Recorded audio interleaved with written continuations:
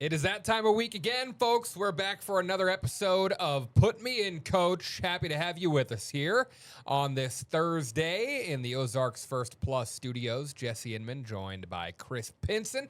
Chris, what's going on, man? Brother, today is the reckoning day. Today is the day that we find out how badly I might have screwed up in doing the punishment I had to do, and who wins our second Put Me in, Coach challenge. That's right. Yeah, we got a fun show for you today, as always, and we're glad you're with us on this new format we've got going here, okay? So we're really staying true to the name, Put Me in, Coach, because we're putting ourselves in the game for a lot of things. So we're going to tell you about Chris's punishment from his loss last week. We're going to show you that. We're going to talk about NFL playoffs. It's championship weekend. We'll preview those big matchups for you. Plus, for the Chiefs Kingdom contingent watching us here, big moves on the coaching front, and maybe a domino will fall there as far as certain future Hall of Fame tight end, how it may affect him. He gave a little insight on that this week. Plus, we'll talk about the college football championship that just wrapped up and looking ahead to the future for Indiana and also their star quarterback, Fernando Mendoza. And then, Chris, a college all-star game. A couple of Missouri State Bears going to be taking part in that, huh? Yeah, big chance for a couple Bears who, of course, shined during the regular season. Now they get one crack at maybe giving one last great audition for pro scouts for the upcoming 2026 April NFL draft. So lots to talk about on that front, too. Very cool. Very cool for the Bears. And then also, of course, we're going to bring you this week's Put Me in, Coach challenge. See if Chris can get some redemption for last week. So, fun show. Let's jump right in here with Chris. Before we get into the sports, let's talk about your punishment. And really, we don't even need to talk about it. I think we just need to look at it. Just watch it. Yeah, it tells the story. Let's go ahead and roll that footage here of that. Okay, folks, it is time for Chris to serve his punishment after last week's very close, by the skin of his teeth, loss in a game of pig. And here was the winning shot, by the way. Okay, now that we've shown you that, Chris's punishment, he's got to run 3 laps around the building, come back in, and read a very nice script that I've written for him. And I have no idea what it says, so I got to come back in here and read it blind and try to read it as cleanly as I can. Do I stretch for this? No. Have I been preparing for this? No. Did I eat Taco Bell last night? Yeah, we're loaded up. We got plenty of gas in the tank. Let's do it. There he goes. Why is he wearing jeans for this? He knew he had to do this. All right, well, there he goes. Who runs for fun? This is terrible. God. Come on, buddy. You shouldn't have lost. There's one. Well,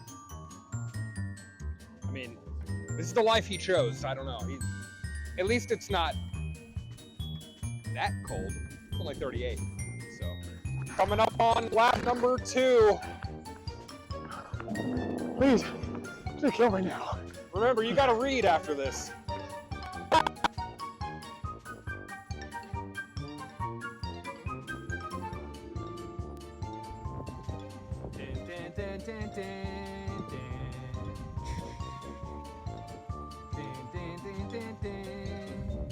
Time to read.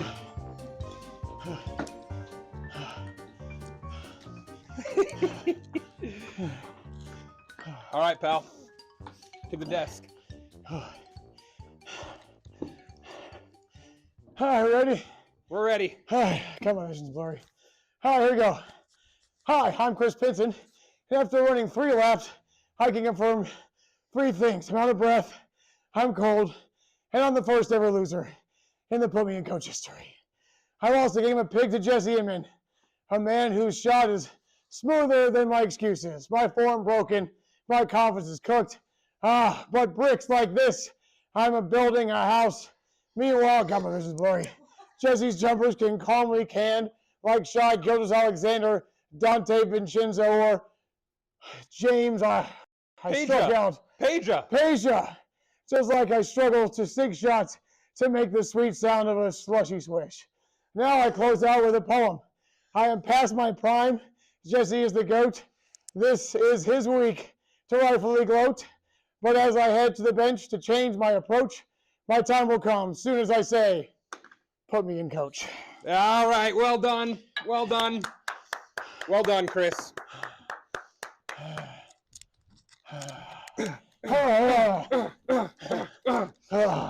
I'm going to destroy you on Thursday. Absolutely destroy you. Be prepared for the thunder. Okay, folks, it is time for. Yeah, well, there you go. Oh my gosh. Yeah. I think I just had a recurring nightmare and had to watch it again. Gosh. Pedro Stojakovic, by the way. But That's look, who we were going the for. fact that I got Dante DiVincenzo cleanly out there, okay? Listen, here's the deal. After you run out there in the wind like that, your eyes are so chapped. I was trying to squint like I couldn't see because my eyeballs were still watery and blurry, okay? Incredible. And there was a little bit of controversy in the newsroom. I think we scared some people by Rightfully so. our argument. I had argued it should have been the fence line of this property, which is 0.4 miles 0.4 each miles way around. one lap. So yeah, you'd have been going over a mile, about a mile and a half. Yeah, so that's why when you So- said why is he wearing boots and jeans, I figured, look, if I was gonna compromise with you to run around the building on the concrete part only, I would take the punishment and I would make sure I was still equally running some kind of physical challenge. Okay, so Whatever. yeah, either way. By the way, beautiful poem, funny, well written, Yes. and again, the fact that I didn't puke or pass out, I am most proud of myself. So thank you very much. Well, yeah. I think it all worked out for the best for you. You're still here with us, and I am still alive. We I don't know how, but let me tell you real quick. I was getting PTSD because last year, as in December of 2025, I had to run from Gate E all the way to B10 to make my connecting flight in Charlotte. And if you've ever had to sprint through the airport in those exact jeans and boots I was wearing, you would know how diabolical that recurrence in my brain was, okay? Well, you did well. I should have timed it, but we and I'm shout glad out we also didn't. quick shout out before we move on to NFL talk. Shout out to Caleb, Shout out Caleb, bro. our editor, our videographer, our director here Yes.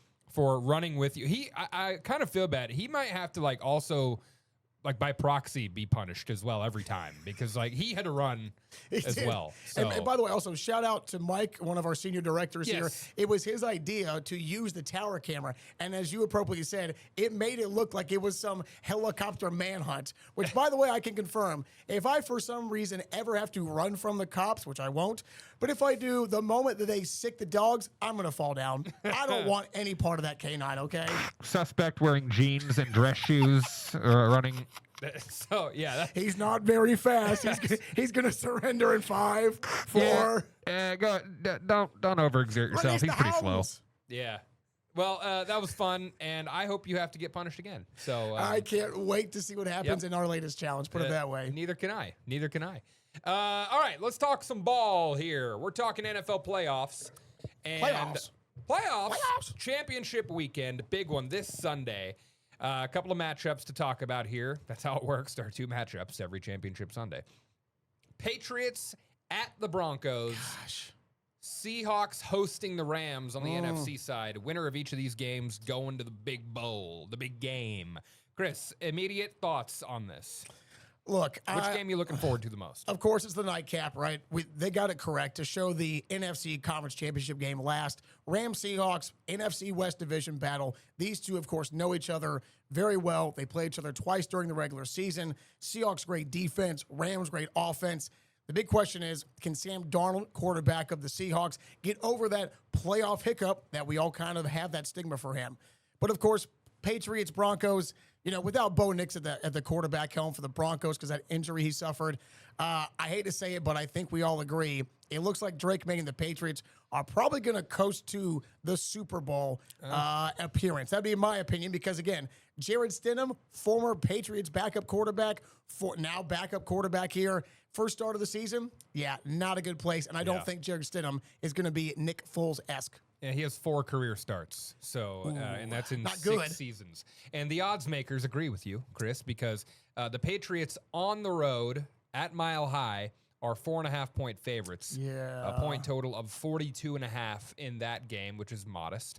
And then in the nightcap, the Rams going on the road to face the Seahawks. The Seahawks 2.5-point favorites there.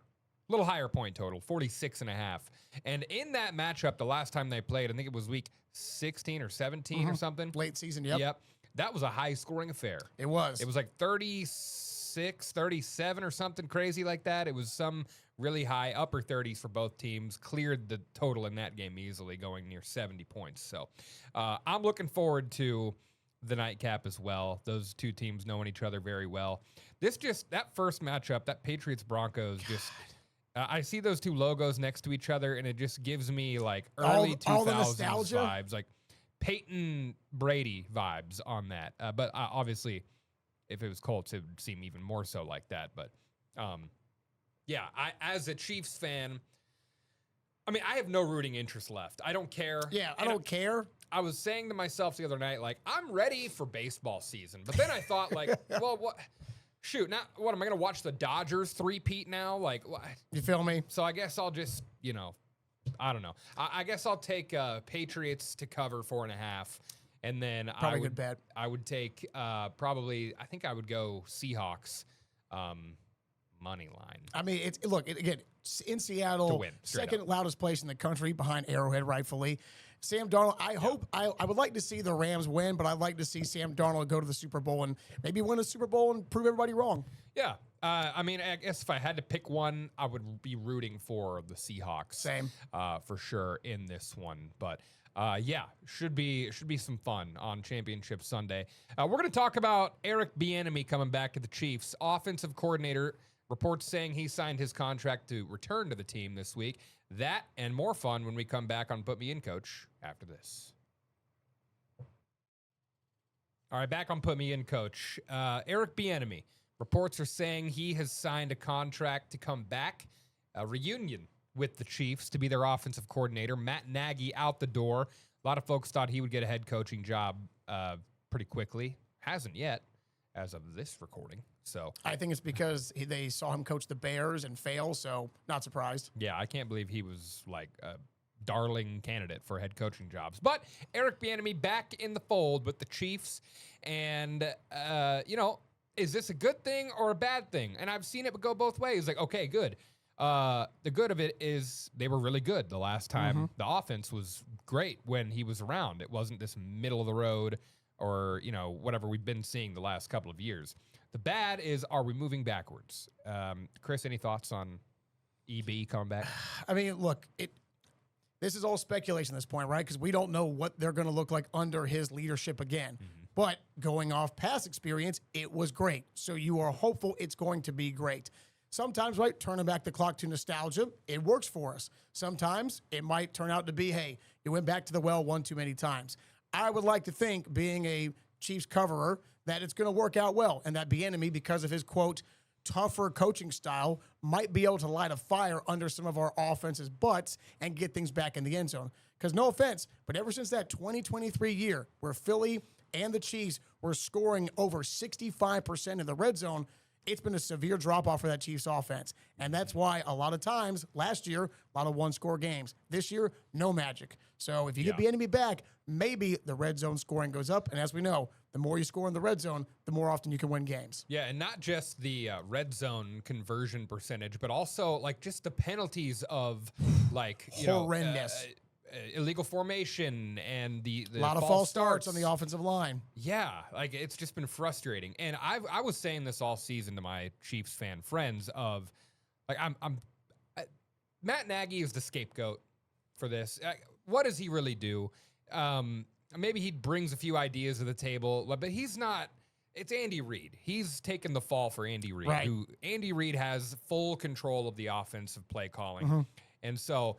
I'm not going to blame necessarily Matt Nagy totally for the faults that we saw, but I do think, like you said, the tough coaching style of Eric Bieniemy that we've heard about, it goes a long way, in my opinion. And also, he does bring ideas to the table from what I've heard and seen, like some of those crazy, like the ring around the rosy plays, right? And some real goofy trick plays. The 1940s Army Navy trick plays that they brought in off, like. That's the creativity and accountability that Eric Bieniemy will bring to the table. that I'm looking forward to the most. Travis Kelce chimed in on this on his podcast this week, saying, excited to see Eric Bieniemy back in the building, man. I can't wait to see him back in the building.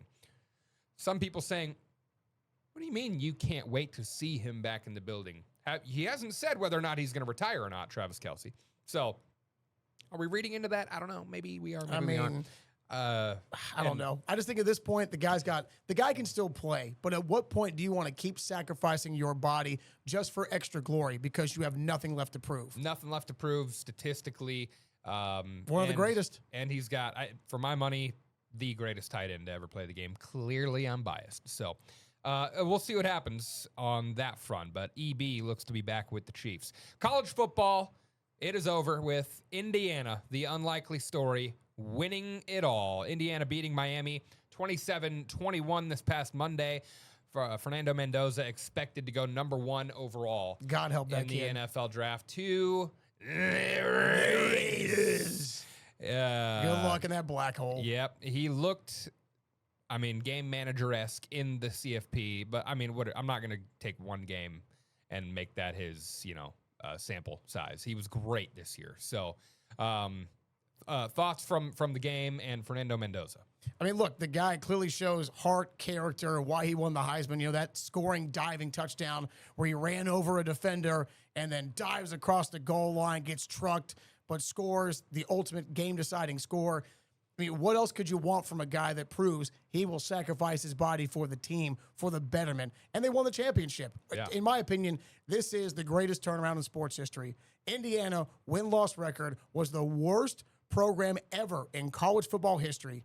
And then Kirk Cignetti gets in there, and in 2 years of saying, I win, Google me, he literally gets him to the Big Ten championship last year, loses to eventual champion Ohio State, gets him back this year. They smoke Ohio State, and then they become the number 1 seed in the tournament and then win it all. It is the greatest turnaround in sports history. Miracle Mets are close. Tigers got maybe the individual achievement of that, but team championship, this is the greatest turnaround in sports history, no matter what league, what era. This is it. All right. Well, there you go. We'll see if they can continue that next year. Obviously, with college, a lot of turnover every single year. We'll see how it goes. Good luck. Yeah, including Missouri State. They've got turnover every single year. We've talked about that here on the show. And they've got some opportunities to kind of have some of the guys that have played a big part in the programs turn around themselves. Another chance for glory, Chris. Yeah, as you saw, Jacob Clark there firing a touchdown, and right here, Shamari Lawrence, his running mate, going to go for a big one here against La Tech. Both these guys will be on film tonight. They'll be on display at the American Bowl. It's one of the many all-star game formats for college players like Clark or Lawrence that might be under the radar, and it gives them a chance to play in front of the national audience and one last chance to audition for pro scouts in April's upcoming NFL draft.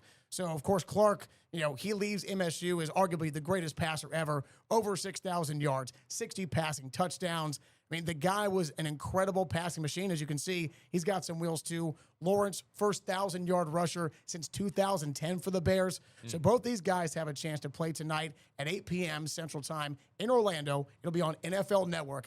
And again, these two guys, they got some chops. Clark has gotten all kinds of praise from scouts. Right now, he is on the Edmonton Elks negotiation list from the Canadian League. So we'll see what happens, but hopefully they both play really well. They both show out, and they do what they've done all season, which was kick butt, take names, and show the world, hey, talent can come from anywhere. It doesn't matter where it is. Yeah, and I'm seeing that as 8 Eastern, 7 Central tonight on NFL Network if you want to watch those guys get into it. We're going to get into it right now, Chris. We know that this past weekend, these NFL games, some of them come down to field goals. We thought we'd try our hand. This week's Put Me In Coach Challenge, Chris and I, we went to Missouri State. That's right. To Plaster Stadium. Here is this week's Put Me In Coach Challenge. What's up, everybody? Okay, we're here, Put Me In Coach, for our second challenge. Jesse Inman, Chris Pinson. Today, we're going on the gridiron here, okay? NFL playoffs are going on. We just had the College Football National Championship. Some of those games, the NFL playoffs at least, a couple of them decided by field goals. Chris, that's what we're doing today. And believe me, unlike those wusses and losers with excuses, I got none today. I'm going to win this competition. I'm not feeling confident. I played football 3rd grade through my senior year. Never was a kicker. So played soccer senior year of high school. I believe this time your boy's taking home the belt, okay? Can't emphasize this enough. We are both washed up. Let's do this. We're going to kick 3 field goals. First one is from right here at the 5-yard line. This would be a 15-yard field goal. Since I lost the first challenge, I get to go first. So here's my first attempt. Let's do it. Yeah, baby. I'm worried. I should have played soccer. Golf shoes, by the way, for the record. Not spikes, just golf shoes, okay?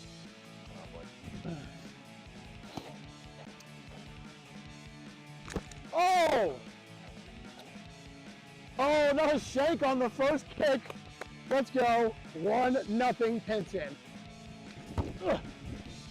Let's go! That's 2 in a row! Woo! We're up 2-0. This guy's got no chance. This guy's got no chance. Oh boy, I gotta make this. Oh no! Oh yeah, baby.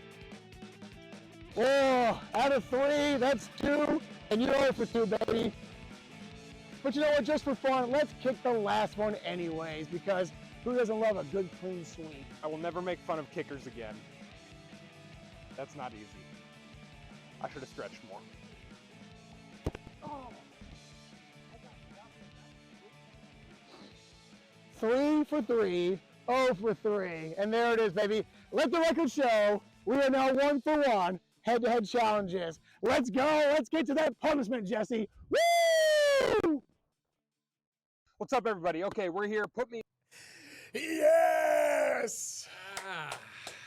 By the way, maybe for time purposes, we did not include the last field goal attempt of yours truly, but yours truly did, in fact, kicked the 25-yarder right down the uprights. Thank you very Drained much. it. He drained it. So, sir, by the way, good match. well done. Always fun. Well done.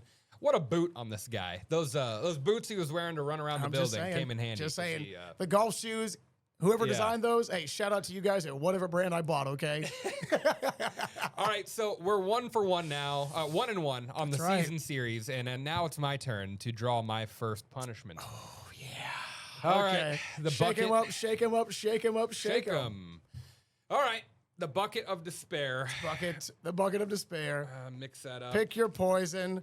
There are 4 punishments. I chose one of the 5 last week. We're down to 4. What will Jesse choose? Ooh. What is your punishment, sir? Bare hand fly balls. Yes, Oh I my was hoping you gosh. got this one. My mitts are gonna be bruised up after this, man. And you know what's even worse is, dude, the weather is so bad the So next cold. few days. Yes. This is gonna hurt. This is going to be awesome. Kids, don't try all this at home. Don't do it. We are washed up, No, we're just washed I was up. going to say We'll just leave it semi-pro, there. bro. I would not be No, washed if I'm semi-pro, okay? No, we're I'm washed. 37 and out of shape is what I'll tell you, okay? We got to figure this out. Yeah, I gotta. It's be simple. Yeah, no, I guess the objective is simple. What should I do? Like, can't stop until I catch. I'll give you 3. You got 3? a bare hand 3 baseballs out of Okay. fly balls. I got a bare hand 3 fly balls, and we'll figure out who's gonna hit these. Because I mean, It's gonna be me for you sure. gonna be you? All right. Oh yeah, well, it's not rocket science. man. All right. Well, that'll be what you see next week. My punishment. I will pay the piper on, and yeah, Chris. Fun Jesse, times as always, man. Always, brother. Enjoy Yep. it. Yep. You have a good weekend, man. You too. Put me in, coach. We'll be back next week. See ya.